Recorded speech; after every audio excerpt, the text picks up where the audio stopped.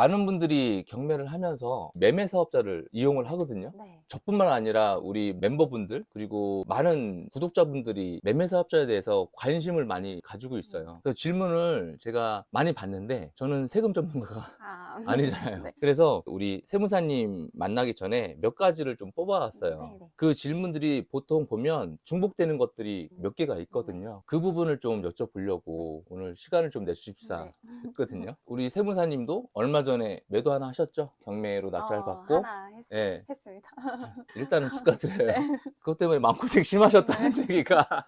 안 팔려가지고 몇 달을 좀. 그래도 처음 경매로 받으셨던 네. 건데 수익은 내셨으니까 네. 조금 시간은 걸렸지만 네. 덕분. 제가 뭐 한 거 없는데 그래도 잘 마무리가 됐고, 우리 세무사님 같은 경우는 실제로 지금 직간접적으로 투자를 하고 네. 계시고 또 부동산 쪽 세무를 하고 계시니까 그거를 좀 얘기를 했으면 네. 좋겠어요. 직접 간단하게 소개 한번. 안녕하세요. 세무회계의 김유진 세무사입니다. 잘 오! 부탁드립니다. 제가 알기로도 세무사 분들이 전문 분야가 좀 이렇게 있죠. 네. 세무사님은 어디 쪽 전문? 저는 증여, 양도, 상속, 세무조사 이런 것도 많이 하고 기장도 하긴 하는데 기장은 그렇게 큰 시간이 들진 않거든요. 저희 네, 입장에서 네네. 기장은 서브로 가져가고 나머지는 재산세제 쪽으로 하고 있어요. 저는 상속 중요할 사람이 없어서. 아, 양도는 있으시죠? 네, 양도. 그러니까 저는 뭐 양도하거나, 네. 저도 이제 매매 사업자를 해서 계속 이렇게 단기로 지금 네. 경매 투자를 하고 있기 네. 때문에 사실 도움을 좀 많이 받고 있어요. 우리 세무사님이 저희 멤버분들한테 계속 또 상담도 해주시고 있어서 제가 더 도움을 받으면 받았지 앞으로도 좀 잘 좀 부탁드릴게요. 저도 사실 궁금했던 건데 많이 나오는 질문 중에 하나가 뭐냐면 내가 직장인이야, 회사를 다니고 네. 있어, 근데 매매 사업자 해도 되는지, 이 질문을 사실 좀 많이 받아요. 네. 댓글도 그렇고 저희 멤버분들 그리고 저랑 1대1 하시기 전에 내가 지금 회사 다니는데 매매 사업자 낼 수 있냐, 이런 것들을 좀 많이 물어보시는데 그 부분을 오늘 명확하게 안내를 해주시면 좋을 것 같아요. 네. 회사의 근무 중에서도 사업자 등록을 하는 건 매매 사업자뿐만 아니라 다른 사업자 등록하셔도 전혀 세법상 상관없어요. 왜냐면 그냥 이게 자기가 개인적으로 하는 거기 때문에. 네. 다만 이제 제한 업종이 있어요. 겸업 제한 업종. 저 같은 경우는 금융업을 같이 못해요. 아, 세무사는 대부업 이런 건 같이 못해요. 그 그래요? 법에 정해져 있어서 그런 거 빼고는 다 가능하시고, 한 가지 더 신경 쓰셔야 될 거는 회사 근로계약서 상이나 아니면 회사 내부 규정에 다른 일은 하지 마 하는 회사가 있어요. 공무원 분들 같은 경우도 안 되고 그거를 일단 회사 내규를 확인하셔야 돼요. 보통 공무원분들이 그런 게 있긴 하던데 네. 일반적으로 회사에서는 그렇게까지는, 왜냐면 요즘에 개인 사업자 내서 스마트 스토어도 많이 하시고 다른 일도 하시잖아요. 네. 그러면 일단은 내규를 좀 체크를 해봐야 되는데 네. 그거에 따라 좀 달라진다. 네. 근로계약서 잘 안 보시잖아요. 누가 봐요? 잘 안 보시니까 혹시나 확인을 그래도 한 번은 해보시는 게 좋을 것 같아요. 그러면 그 인사과에 가서 물어봐야 되나? 그러면 인사팀장이 너 뭐 하려고 그러면? 이럴 것 같은데 최대한 알아봐라. 네. 네. 근데 그런 거 없으면 해도 아무 문제 없다. 거의 없긴 하죠. 네. 보통 회사는. 그래서 회사를 다니면서 경매를 하는 분들 되게 많잖아요. 네. 그런 분들이 매매 사업자를 내서 단기 매도를 한 다음에 수익을 이제 만들고 계시는데 그런 부분 있잖아요. 내가 근로소득도 있고, 그럼 얘는 이제 사업소득이네요. 네. 그럼 두 가지가 합쳐지는 건가요? 네, 맞습니다. 5월 달에 종합소득세 신고를 하셔야 돼요. 합산해서. 그러면 매매 사업자를 하면서 이런 분들이 하면 좀 안 된다, 다시 한번 생각해 봐야 되는 부분이 있어요? 만약에 근로소득이 고소득자 분들 같은 경우는 본인 소득에 요거까지 합산돼서 신고를 하시는 거예요. 합쳐지죠? 네. 그래서 종합소득세 세율 자체가 올라가 버려요. 음. 그러면 이제 세율이 높게 나와서 계획했던 세금보다 훨씬 더 많이 나오면 수익을 내가 한 1,000만 원 생각했는데 확 줄어버리는 거죠. 한 500만 원, 200만 원 마이너스가 될 수도 있고. 연봉 예를 들어서 어느 정도 이상이다, 아, 좀 조심해라, 이런 거 그게 좀 어렵죠? 그거를 확답 드리기는 좀 그래요. 왜냐면 물건마다 다 다른데 그쵸. 그래도 한 6, 7천 이상이면 내가 조금 고려는 해봐야 되는. 그 이하는 괜찮아요. 아, 그래요? 많이 벌어도 문제야. 많이 어? 매매 사업자로 주택을 취득을 하고 매도할 때까지 납부해야 되는 세금들이 있는데 그 종류는 좀 어떤 것들이 있을까요? 3번 정도 나눠서 생각하시면 되는데요. 취득 시, 그리고 그렇죠. 보유할 때, 그리고 매각할 때 음. 이렇게 내는데 취득할 때는 취득세 네. 내셔야 돼요. 세금 빼고 뭐 재반 비용으로 해서 법무사비, 등기비 뭐 그런 거 같이 생각해 주시고 보유할 때는 재산세, 그리고 종합부동산세는 일정 금액이 넘어가면 납부하시는 거고 네. 그 이하면 괜찮거든요. 음, 그리고 매각할 때는 양도세 납부하시면 돼요. 이렇게 3번 정도 나가신다고 생각하시면 돼요. 근데 이게 이제 취득세 같은 경우도 개인 주택수에 따라서 맞습니다. 그게 세율이 그러니까 다 달라요. 달라지잖아요. 그거를 좀 잘 생각을 네. 하고 주택을 네. 사시거나 네. 팔 때도 네. 마찬가지죠. 팔 팔 때도 때도 네. 양도세. 세율이 모두 달라요. 네. 이 세금 공부해야 된다니까. 네. 예전에는 저는 이게 세금 이런 거 별로 신경 안 썼거든요. 예전에는 좀 심플했던 것 같아요. 하나, 두 개를 사도 취득세 중과 그때는 없었고, 네. 그리고 양도세도 중과가 없었기 음. 때문에 따로 뭘 찾아보거나 뭐 이러지 않았는데 지금은 그런 것들을 좀 내가 알아야 저도 누구한테 제가 네. 세무사는 아니지만 네네. 우리 멤버들한테 얘기도 할 수 있으니까 뭐 저희도 임장 다니고 네. 입찰하고 투자하기도 바쁜데 우리가 이제 경매를 할 때 취득하는 방법들이 있는데 개인이 취득하는 방법이 네. 있고 그다음에 이제 개인 매매 사업자가 있고 그리고 이제 법인 요 세 가지가 네네. 있거든요. 요 세 가지를 이제 할 때 혹시 주의해야 될 거나 아니면 체크해야 될 것들이 혹시 있을까요? 일반 그냥 개인으로 하는 거랑 매매사업자일 때랑 법인일 때랑 세금이 다 달라요. 취득세부터 양도세까지 모두 다 다르다고 생각하시면 돼요. 네네. 그거를 고려하셔서 진행하셔야 되지. 만약에 그냥 예를 들어서 개인으로 단기로 주택을 샀다 팔면 지방소득세 포함해서 77%까지 세금을 그쵸, 내셔야 그쵸. 돼요. 네. 그렇게 되면 굉장히 당황스럽겠죠. 뭐 하지 말라는 네. 거예요. 주의할 점은요, 이제 네. 일반 개인하고 매매사업자하고 법인하고 취득세부터 양도세까지 모두 다 세율이나 그 부과 방식이나 신고 방식 다 달라서 네. 그거를 고려해서 시작을 하셔야 되고요. 예를 들어서 취득세 같은 경우는 개인일 때랑 매매사업자일 때랑은 세율이 좀 비슷하지만 법인인 경우는 1주택만 취득하셔도 12% 그냥 바로 중과되거든요. 법인이 주택이 필요가 없잖아요. 단 예외적인 건 하나 있어요. 이제 기숙사. 그거 괜찮아요. 실질이 그렇다면 그거는 괜찮은데 근데 걔도 12%예요? 내가 기숙사를 쓰겠다고 해도? 아니요, 그거는. 그리고 양도세 같은 경우는 개인은 이제 단기로 주택을 사고 팔면은 77%까지 네네. 세율이 되고요. 부동산 매매 사업자는 예정 신고 하시고 나서 종합소득세 신고를 하시니까 종합소득 세율을 받으시는 거예요. 네. 그래서 그거랑 차이가 있고 마지막으로 법인은 취득할 때 12% 중과되셨잖아요. 파실 때도 토지 등 양도소득에 대한 법인세라고 해서 법인세 계산하시고 플러스 요거 세금 20% 하셔서 납부를 하셔야 돼요. 법인은 주택을 안 사시는 게 네. 한참 법인, 1인 법인으로 네. 유행했을 때가 네. 있거든요. 근데 지금은 사실 법인이 매력이 없는 게 일단 주택 같은 경우는 대출이 되게 어려워요. 그래서 단기 매도로 어떤 수익을 내겠다 그러면 개인 매매 사업자가 제일 좋습니다. 지금 굳이 법인으로 주택을 단기 매도용으로 하실 필요는 저는 없을 것 같아요. 저도 주변에서 1인 법인 만든다고 왜요? 하면 단타로 하려고 얘기를 해요. 그럴 필요가 있을까? 법인을 만들면 기장비도 들어가고 이것저것 신경 쓸 것 많은데 내가 버는 게 없는데 그리고 대출도 주택 같은 경우는 법인은 어렵고 매매 사업자라는 좋은 게 있는데 그걸 활용하시면 되지. 그렇게 말씀드리긴 하거든요. 이번에 매도하신 것도 네. 매매 사업자로 네, 맞습니다. 경매하신 거죠. 네. 경비처는 알아서 잘 네. 하셨겠네요. 실제 이제 매매 사업자로 경매를 하고 계시니까 네. 경비 처리할 때 팁이 있으면 알려주시면 영상 보시는 분들뿐만 아니라 같이 경매 투자하는 멤버들한테도 많이 도움이 될 것 같긴 해요. 경비 처리하실 때 저도 매매 사업자를 가지고 있긴 한데 신고 대리하거나 아니면 기장하시는 분들도 매매 사업자 분들이 조금 계세요. 근데 저한테 오실 때는 사고 팔고 하고 오세요. 끝내고 다. 네, 끝내고 오시는 거예요. 그러면 저 양도세 신고해야 돼요? 언제요? 막 이렇게 종소세도 해야 돼요? 그거 언제요? 이렇게 하고 오시는데 사고 팔 때 증빙을 안 챙겨 오시는 분들이 너무 많아요. 너무 안타까운 게 이거 경비 처리 다 가능한데 영수증 어딘지 몰라요. 저 세금 계산서 안 받았는데요. 현금 영수증 몰라요. 이렇게 하시는 분들도 많고요. 그리고 사업자 번호가 있으시면 사업자 번호로 세금 계산서나 현금 영수증, 계산서를 좀 받아주셔야 되는데 요거를 그냥 아예 안 받으시거나 아니면은 완전 누락해서 잊어버려서 못 가져오시거나 종이로 받으시면은 전자는 괜찮은데 종이로 받으신 경우 잊어버리면은 다시 받기가 조금 힘들어요. 그래서 저는 낙찰을 받으면 파일에다가 낙찰 영수증부터 해서 아, 그냥 다 넣어놔요. 간이 영수증부터 해서. 맞습니다. 예. 그렇게 하셔야 돼요. 예, 그냥 다 넣어놔. 그거를 나중에 세무사님 네. 드려. 그리고 대부분 저도 웬만하면 카드를 쓰거든요. 네네. 카드는 다 네. 콘택스에 등록이 돼 네. 있으니까 그러면 카드 사실 결제하시면 카드가 괜찮죠. 제일 네. 편하더라고요. 나중에 그 세무사님이 한 번에 제 카드 쓴 내역을 싹 볼 수 네, 있더라고요. 홈택스에서 예. 조회가 가능해요. 예. 그렇게 하면 되는데 챙길 게 좀 많긴 한데 어떻게 되겠지 이러면 안 네.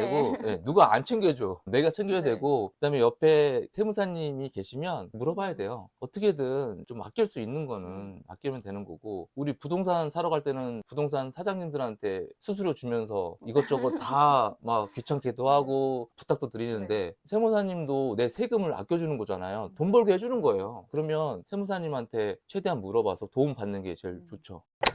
그러면 지금 경매 투자를 할 때 단기 매도를 해서 세금도 줄이고 수익을 좀 극대화할 수 있는 방법 같은 경우는 매매 사업자가 제일 좋겠네요. 네, 맞습니다. 개인으로 매매 사업자 등록을 하시고 단타를 하실 거면은 네. 꼭 등록을 하시면 네. 양도세가 너무 많이 나오니까. 네. 세무사님도 하고 계시니까. 네. 아, 이거 추가로 한번 여쭤볼게요. 매매 사업자로 내가 해서 하려고 했는데 전세나 월세를 줄 수도 있잖아요. 이 네. 집이 안 팔려서. 네. 그럴 때는 전세 월세를 주고 나서 내가 2년 뒤나 4년 뒤에 팔았을 때 그때는 개인이 판 것처럼 그렇게 처리하면 되는 거예요? 이게 실질 과세 원칙이라고 해서 실질이 가장 중요하거든요. 네. 매매 사업자로 취득했다가 파신 거잖아요. 실질이라고 해도 재반 사항도 중요해요. 내가 사업자 등록을 냈는지, 네. 그걸로 대출을 받았는지, 아니면 개인으로 내가 그냥 취득한 건지, 등록 없이 처음에 내 취지가 어땠는지가 중요한데 지금 요 상황만 보면은 매매 사업자로 취득했고 그걸로 대출까지 했고 근데 그냥 안 나가서 어쩔 수 없이 임대로 줬다. 그러면 2년 동안 임대소득 신고하시고 그리고 파실 때 매매 사업자로 파시는 게 맞아요. 왜냐면 그렇게 보여지기도 하고 근데 만약에 내가 양도세가 더 적게 나올 것 같다. 종소세보다 네. 양도세가 내가 매매 사업자로 하는 것보다 세율이 양도세가 내가 1세대 1주택 해당되고 요 요건이 조금 맞아서 비과세가 가능하다. 그러면 사업자 등록 여부랑 상관없이 실질이 내가 원래는 등록 내려고 했던 게 아닌데 그런 식으로 읍소하면은 또 가능은 한데요. 이게 세무 대리인 없이는 좀 불가능해요. 그렇죠. 무조건 저는 전문가하고 상담을 하고 네. 일을 맡겨야 된다고 생각을 해요. 얼마 좀 아끼려고 하다가 더 큰 걸 잃어버릴 수 있다니까. 신고를 예, 잘못하셨어요. 맞아요. 그러면 아예 안 되는 건 아니다. 무조건 하기 전에 상담받고. 네, 맞습니다. 시키는 대로 해라. 네, 시키는 대로 해라. 세무사님이 보셨을 때 개인 매매 사업자만의 어떤 장점들이 있을까요?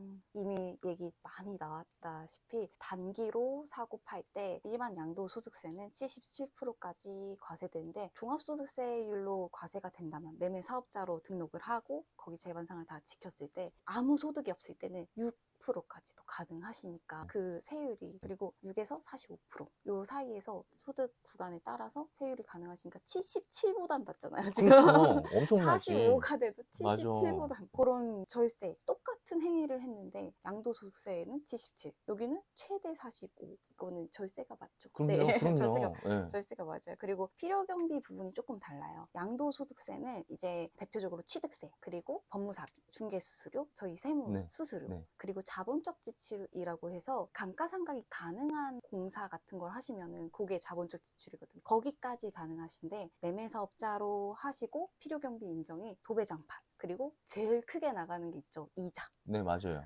이자가 필요경비 인정이 돼요. 중도상하 수수료도 되죠. 네, 네. 가능하십니다. 네. 모든 이자가 다 네. 가능하시고 그 외로 뭐 차량 가지고 있으면 차량만 뭐 이런 것도 다 들어가니까 훨씬 더 유리하죠. 경비 치료할 수 있는 항목들이 더 다양해지는 네, 거잖아요. 맞습니다. 조금 더 내가 더 궁금하다 그러면 이거는 세무사님하고 또 얘기를 해봐야 돼요. 원칙적으로는 이렇지만 또 세무사님하고 얘기를 이제 하시다 보면 네. 방법을 또 주시니까 그래서 저도 매매사업자는 이런 부분이 되게 매력 있는 것 같아요. 그러면 매매사업자 단점도 우리가 알아야죠. 네. 이거 무조건 장점만 있는 거 아니에요. 네, 네, 네. 맞습니다. 단점이 네. 있으니까 이 단점을 알아야 내가 또 할지 말지 아니면 내가 이 물건을 낙찰을 받아도 될까? 내 상황에서 이제 이런 것들이 이제 나오니까 그 단점도 좀 얘기를 해주세요. 이제 매매 사업자가 유리했던 점이 단기로 사고 팔고 하실 때 양도세는 고율의 세율이 적용되잖아요. 근데 단기가 아니고 조금 더 넘어가거나 아니면 상황이 좀 달라졌을 때 종합소득세율이 근로소득자 분들은 종합소득세 신고를 안 하시잖아요. 네. 연말정산으로 그걸 가늠한다고 되어 있거든요, 조문상에. 네. 근데 매매사업자가 생기면서 요거를 같이 엎어서 신고를 하셔야 되는데, 만약에 굉장히 고소득자시면은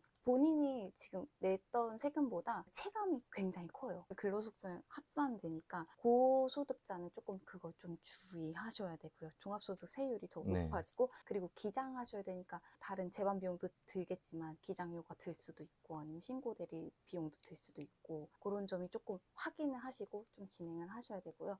그리고 부가세가 나올 수 있어요. 이제 그냥 개인은 개인한테 부가세를 적용하지 않아요. 양도세 할 때는 부가세가 없는데, 매매 사업자잖아요. 사업자니까. 네, 사업자니까 내가 매출을 일으켰을 때 아까 종합소득세 신고하셔야 돼요. 나 매출 있어요 라고 네. 신고하고, 만약에 부가가치세가 적용되는 부분이 있어요. 거기도 조문에 어떤 거 나와 있는데, 대표적으로 이제 저희가 경매할 때 상가, 오피스텔인데 상가로 쓰시면 내셔야 돼요. 주택으로 쓰시면 상관없고요. 그리고 국민주택 규모인 85m 제곱미터 초과하는 부분, 그거는 부가세가 나와요. 부가세가 건물물만. 네, 맞습니다. 네. 토지 아니고 건물분만. 그리고 장기 보유 특별공제라고 네. 너가 보유한 기간만큼 좀 깎아줄게 세금을, 그런 게 있는데, 근데 여기에는 없어요. 예를 들면 이제 저희가 물건을 샀어요. 물건을 사서 파는 거거든요. 개인 양도랑 조금 다르게 봐요. 국세청에서 시선이 조금 다르게. 그래서 매입하고 매출이 있는 거지 길게 보유했다고 뭔가 혜택을 주진 않아요. 그 부분이 조금 달라요. 매매 사업자는 사업인 거고, 네. 집은 재고인 건데, 재고를 내가 네. 10년 가지고 있다고 혜택을 네, 주는 건 네. 아니니까. 일반 우리 물건도 그렇잖아요. 맞습니다. 일반 물건 10년 동안 네. 참고에 있으면 그거 악성재고지. 네. 매매 사업자의 가장 큰 장점은 낮은 세율을 적용받을 수 있었던 거거든요. 네. 근데 조정지역으로 다 묶여버리면 세율이 올라가니까 똔똔 되는 그쵸. 거죠. 양도세랑 매매사업자로 종합소득세 신고하는 거랑 같아지면 이제 어떤 걸 선택하시든지 세금이 같다면 상관이 없어져요. 투기 지역 있잖아요. 그쪽의 물건을 내가 낙찰을 받고 단기 매도를 하려고 팔았는데 내가 알던 세율이 아닌 거죠. 네. 그래서 투기 지역이나 조정 지역에 있는 물건은 매매 사업자로 굳이 할 필요가 있을까? 그 생각이 드는데. 그게 세율 계산할 때 저희도 양도세 계산하는 게 굉장히 복잡하거든요. 네. 비교하셔서 양도세랑 매매사업자 종합소득세율이랑 비교해서 계산을 최종적으로 했을 때 더 적은 걸로 신고하시는 게 더 유리하죠. 그냥 매매 사업자로 단기 매도 하시려고 하시는 분들은 비조정지역 하세요. 네. 네. 서울 대부분이 아직까지는 비조정 네. 지역이잖아요. 네네. 네. 조정 지역 할 필요 없다. 내가 낙찰을 받았어요. 그러면 매도를 해야 되잖아요. 네. 팔아야 돈을 버니까. 매도한 후에 혹시 세무적으로 주의를 해야 될 게 있어요? 네, 세금 신고를 하셔야 되는데요. 개인으로 낙찰 받으셨을 때 양도세만 신고하시면 되는데, 매매 사업자는 5월 달에 종합소득세 신고도 하셔야 돼요. 그러니까 양도하신 날짜 그 달의 말일부터 2개월 안에 예정 신고 한번 하시고, 그 다음에 그 해 5월 달에 종합소득세 신고를 하셔야 돼요. 이렇게 신고를 2번 하셔야 돼요. 개인이 할 수도 있는 거예요? 직접 가능은 하신데 한 개만 있어도 제가 볼 때는 조금 어려우실 것 같아요. 그렇죠. 혼자 하시는 거는 신고서 꾸미고 하시는데 어떤 비용이 내가 어디에 들어가야 되는지, 계산을 어떻게 해야 되는지 잘 모르시니까 요거는 세무사님하고 같이 협의하셔서 끼시는 게 좋을 것 같아요.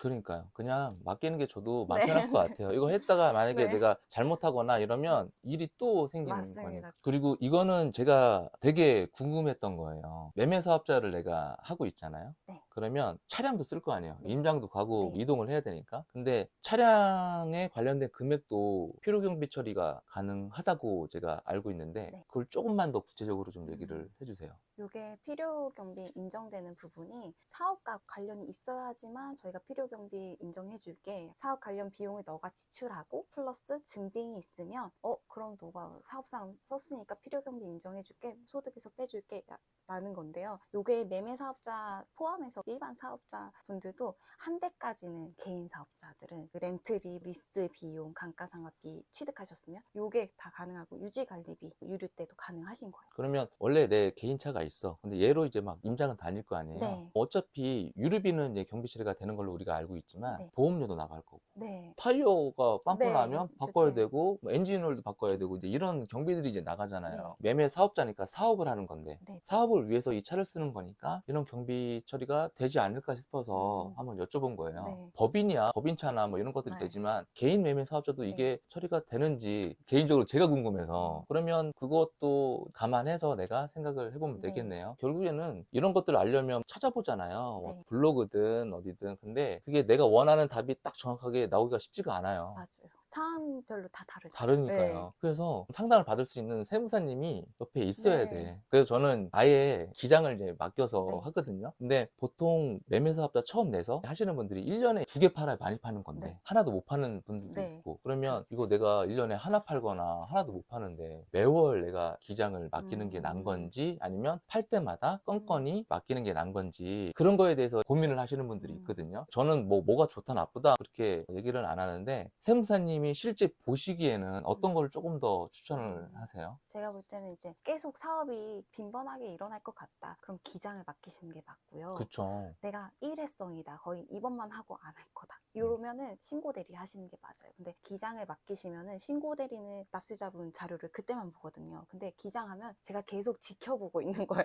그래서 상담도 저희 클라이언트 분들은 저희한테 그냥 아무 때나 전화하세요. 저 이거 어떻게 해요? 이렇게 제가 그때 말씀드리거든요. 네. 그렇게 진행을 하면은 저도 신고서 작성하기가 좀 쉬워요. 왜냐면 제가 이미 세팅해드리고 컨설팅 해드린 부분을 가지고 오시니까 그 자료 보면서 내가 이렇게 해드리라고 했는데 가지고 오셨네? 증빙 넣고 신고서 넣는데 신고대리 같은 분들은 아까 말씀드렸다시피 없어요. 그거 챙겨야 돼요? 네. 이렇게 하시니까 기장하시는 게 훨씬 더 유리한 네. 편이죠. 그게 진짜 좋은 것 같아. 그냥 궁금한 게 갑자기 떠올 때가 있어. 네네. 그러면 카톡이든 문자든 네. 아니면 시간 되신다 그러면 통화든 네. 이렇게 하거든요. 난 해결이 됐잖아. 그리고 세무사님은 내 상황을 다 알아. 그럼 난 물어보는 게 너무 편해. 진짜 말도 안 되는 궁금증이 생겨도 그냥 물어볼 수 있다고요. 나는 모르니까 네. 초등학생 같은 질문을 할 수도 있잖아요. 짜증을 안 내세요, 일단. 근데 그런 것들이 있으면 너무 편하다. 그리고 아까 우리 1년에 신고를 또 해야 되는 게 있잖아요. 네, 그것도 의뢰 드릴 수도 있고 네. 나는 그냥 규장을 매달 해서 하는 게 저는 진짜 편하고 좋다라고 생각을 하는데 말씀하신 것처럼 1년에 한 개 할까 말까 이러신 분들은 또 네. 생각이 네. 다를 수도 있으니까 그렇게 하시면 될 것 같아요. 오늘 김유진 세무사님하고 구독자분들이 문의 주신 거하고 우리 멤버들이 문의 주신 것 중에 빈번하게 나오는 것들 몇 가지를 뽑아서 이제 문의를 드렸는데 개인적으로 제가 궁금한 것들도 해결이 됐고 경매 투자하면서 이 매매 사업자로 하시는 분들이 되게 많은데 네. 그런 분들이 이 영상을 보고 도움이 되었으면 좋겠어요. 네. 세무사님도 워낙 많이 상담도 하시고 일도 지금 많으신데 오늘 시간 이렇게 또 내주셔서 너무 감사드리고 저희 멤버들 궁금한 거 있으면 제가 또 문의 드릴게요. 알겠습니다. 그리고 언제든지. 또 기회가 되면 또 이런 자리에서 궁금한 거 같이 얘기하고 그런 시간이 또 네. 왔으면 좋겠어요. 오늘 시간 내셔서 너무 감사드리고 감사합니다. 고생하셨어요. 감사합니다. 감사합니다. 감사합니다.